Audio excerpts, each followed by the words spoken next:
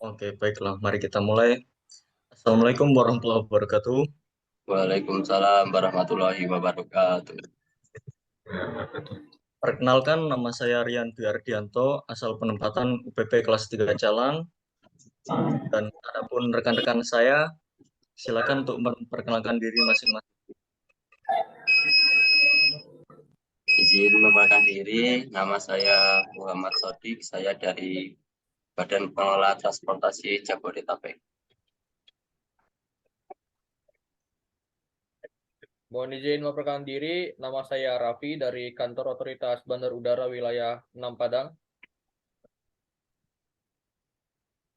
Izin memperkenalkan diri, nama Muhammad Ridwan dari Kantor UPBU kelas 1 Wamena, Papua.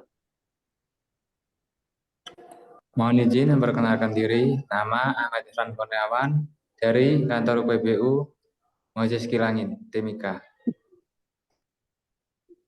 Baiklah, setelah selesai untuk perkenalan diri, selanjutnya kita akan melakukan diskusi materi tentang isu-isu kontemporer, yaitu tentang kasus korupsi. Baiklah, langsung saja mari kita mulai ke sesi yang pertama, sesi tanya jawab antar rekan-rekan kita masing-masing. Bisa kita mulai dari siapa ini? Saya, yaitu Dari apa Pak faktor Sodik ya? yang Oh, dari. Oke, silakan Oke. Mas Irfan.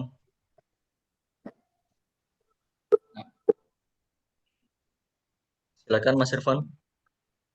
Oke, apa faktor yang menyebabkan tindak pidana korupsi? Yang menyebabkan tindak pidana korupsi adalah keserakahan, ada juga kesempatan, kebutuhan, dan pengungkapan. Itu yang menyebabkan faktor. Jadi Mas Irfan tadi membahas tentang latar belakang kenapa seseorang itu bisa melakukan tindak pidana korupsi. Mungkin dari rekan-rekan lainnya ada sanggahan atau tambahan mengenai hal tersebut.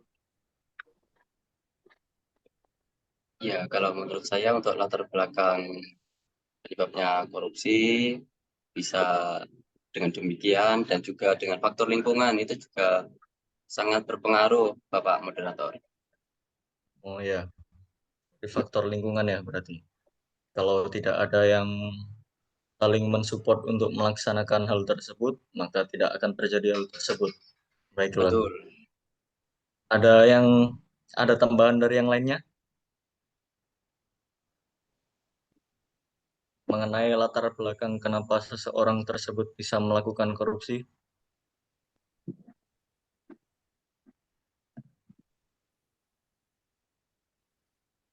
Oke, kalau gitu, kalau tidak ada tambahan lagi, mari kita lanjutkan ke pertanyaan selanjutnya tentang kenapa korupsi masih terjadi hingga saat ini.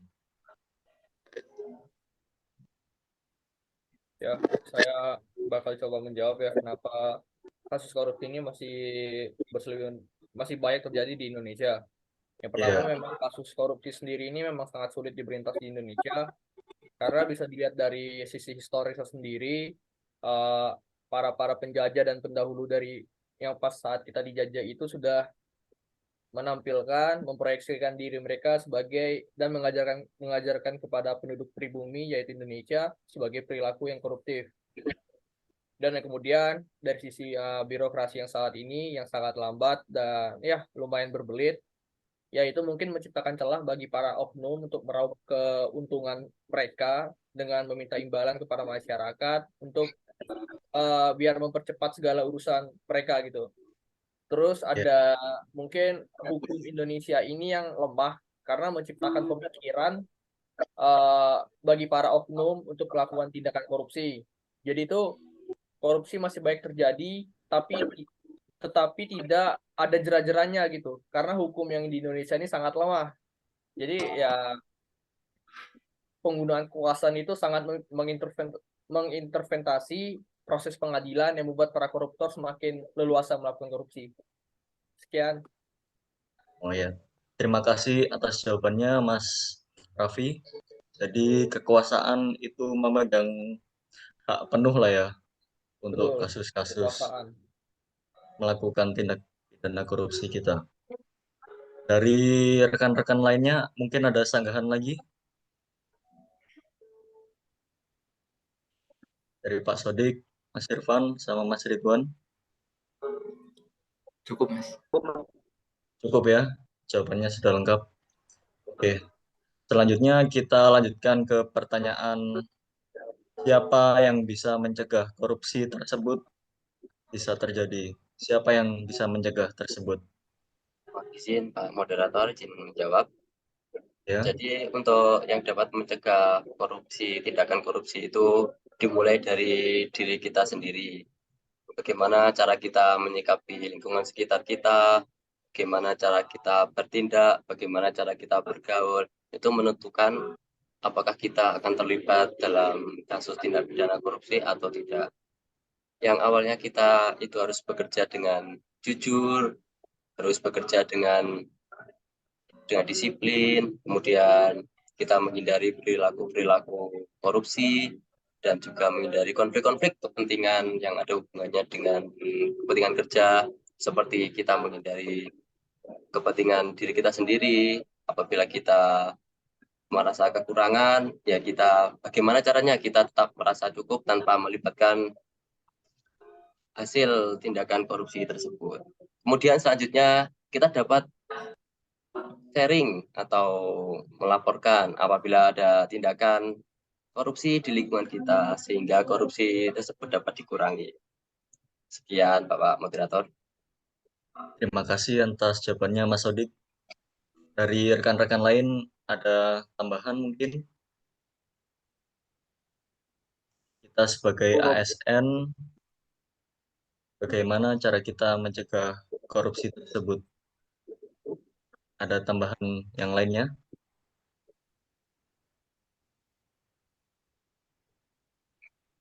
Cukup Bapak Moderator. Cukup ya? Oke. Kita lanjut untuk pertanyaan selanjutnya. Kapan kita bisa menumbuhkan rasa anti korupsi dari diri kita sendiri? Silakan Mas Ridwan untuk Jadi, menjawab pertanyaan tersebut.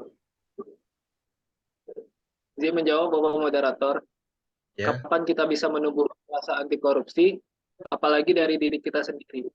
Kita bisa menumbuhkan rasa anti korupsi itu sedini mungkin, secepat mungkin, karena kita sekarang makin hari makin lama kita mengetahui buruknya dampaknya bagi kita sendiri maupun orang lain. Jadi kapan kita bisa menumbuhkan rasa anti korupsi sedini mungkin, secepat mungkin, tidak ada yang merasa dirugikan maupun orang lain ataupun diri kita sendiri. Mungkin cukup Bapak Moderator. oke, terima kasih. Dari rekan-rekan lain ada tambahan mungkin? Atau ada sanggahan pendapat? Sebelumnya setuju dengan jawaban dari Mas Ridwan mengenai kapan kita dapat membangun jiwa diri kita sendiri agar kita dapat terhindar dari tindakan korupsi. Berarti kesadaran diri kita yang diutamakan agar tidak terjadi hal-hal tersebut ya, hal-hal yang merugikan negara. Yang lainnya, ya, sudah cukup ya? Cukup, Pak Moderator. Oke.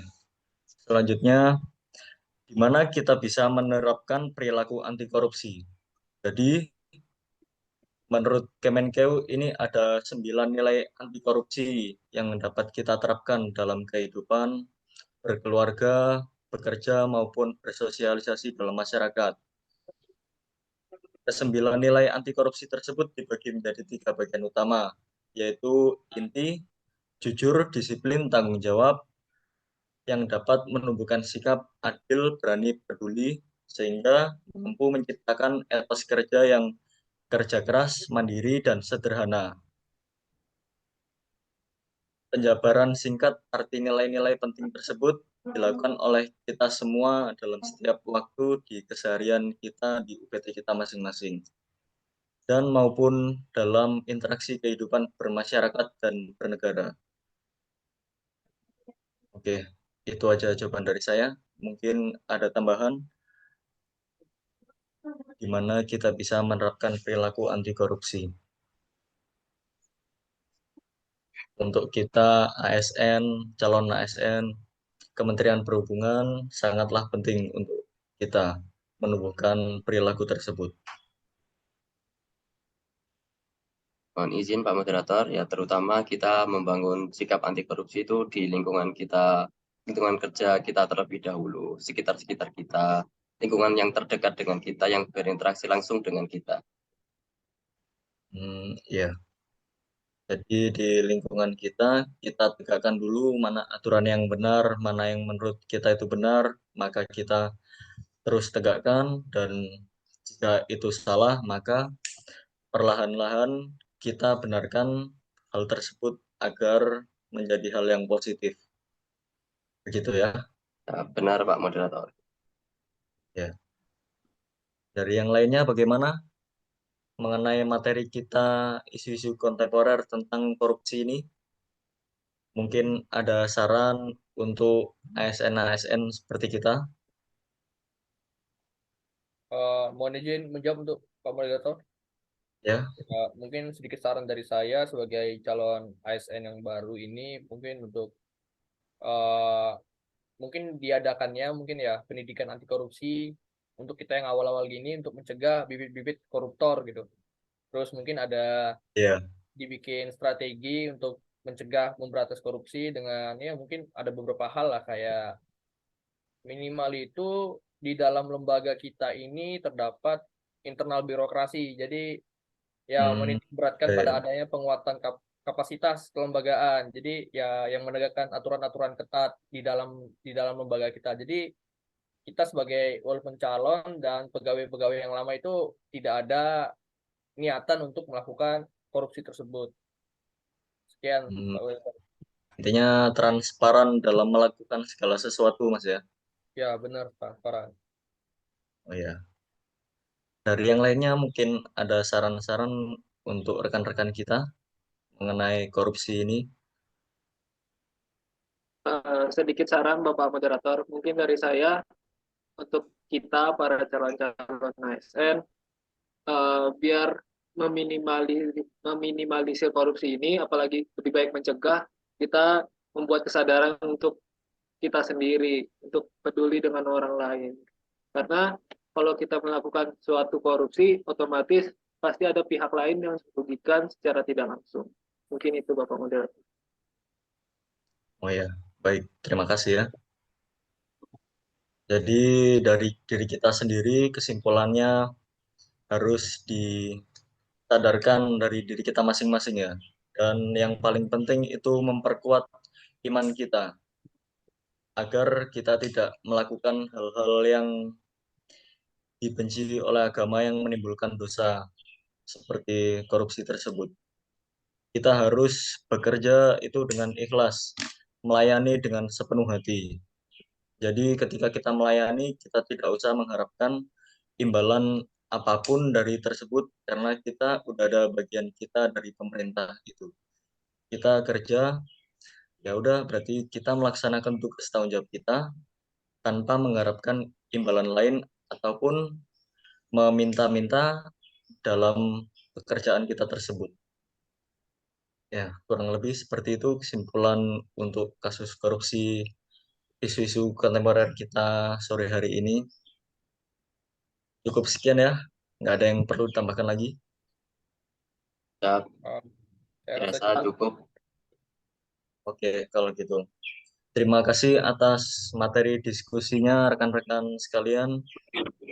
Untuk menutup diskusi kita pada sore hari ini, marilah kita tutup dengan mengucap Alhamdulillah. Alhamdulillah. Sekian diskusi dari kelompok kami. Kurang lebihnya mohon maaf. Wabillahi taufiq hidayah. Assalamualaikum warahmatullahi wabarakatuh. Waalaikumsalam. Waalaikumsalam warahmatullahi wabarakatuh.